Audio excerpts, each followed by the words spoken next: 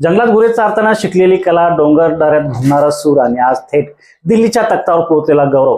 पालघरचा डंका वाजवणारे नाव भिकल्या धेंडे, आदिवासी संस्कृतीचे उपासक भिकल्या धेंडे यांना पद्मश्री जाहीर झाला आहे. आणि याबद्दल संपूर्ण माहिती आपण या व्हिडिओमध्ये जाणून घेणार आहोत.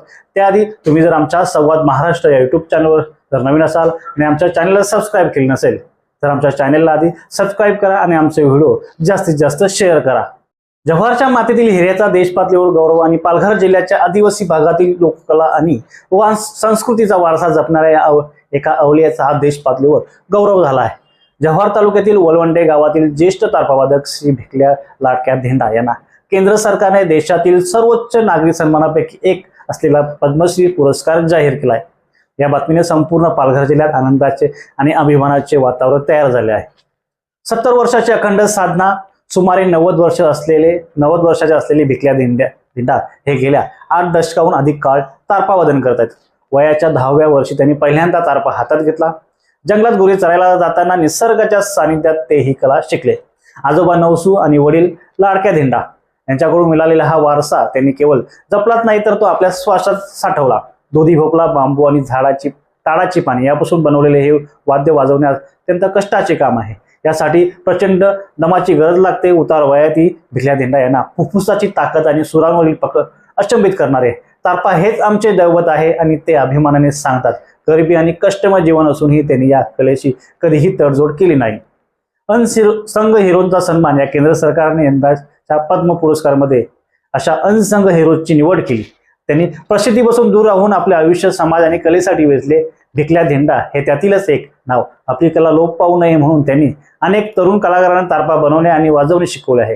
पुरस्कार जाहीर होताच भिकल्या धेंडा यांनी आपल्या लाडक्या तारपाच्या सुरातच हा आनंद व्यक्त केला. एका दुर्गम भागातील कलाकाराची दखल घेत दिल्लीच्या तख्ताने घेतलेली आदिवासी समाजात नवचैतन्य निर्माण झाले आहे.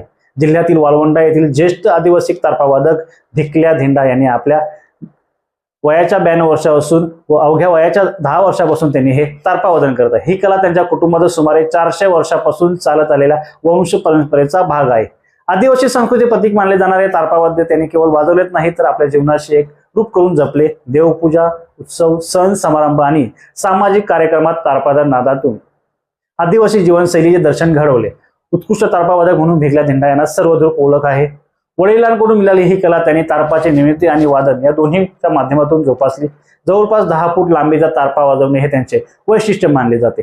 आजवर त्यांनी राज्यासह देशातील विविध ठिकाणी आपल्या तारपा वादनाने रसिकांना मंत्रमुग्ध केले आहे. विशेष म्हणजे अनेक युवकांना त्यांनी तारपा वादनाचे धडे देत परंपरा पुढील पिढीकडे सुपूर्द केली आहे. तारपा वाद्याची स्वतः निर्मिती करून ते आपल्या चरितार्थ चालवतात. आदिवासी संस्कृती जतन व संवर्धन करण्यासाठी भिकल्या धेंडा यांनी आयुष्य वेचले असून त्यांचा हा सन्मान संपूर्ण पालघर जिल्ह्यासाठी गौरवाचा क्षण आहे असे उद्गार व्यक्त होत आहेत. आदिवासी लोककलेचा जिवंत वारसा जपत आयुष्यभर निस्वार्थ सेवा करणाऱ्या भिकल्या धेंडा यांच्यावर पद्मश्री पुरस्कार मोहर उठल्यानंतर पालघर जिल्ह्यातून तसेच आदिवासी समाजातून त्यांच्यावर अभिनंदनाचा वर्षाव होत आहे. त्यांच्या कार्यामुळे तारपा वाद्याला आणि आदिवासी संस्कृतीला राष्ट्रीय पातळीवर नवी ओळख मिळाली आहे. आमचा हा व्हिडिओ तुम्हाला कसा वाटला? आमचा हा व्हिडिओ आवडल्यास आमच्या व्हिडिओला जास्तीत जास्त शेअर करा आणि आमच्या संवाद महाराष्ट्र या युट्यूब चॅनलला सबस्क्राईब करा.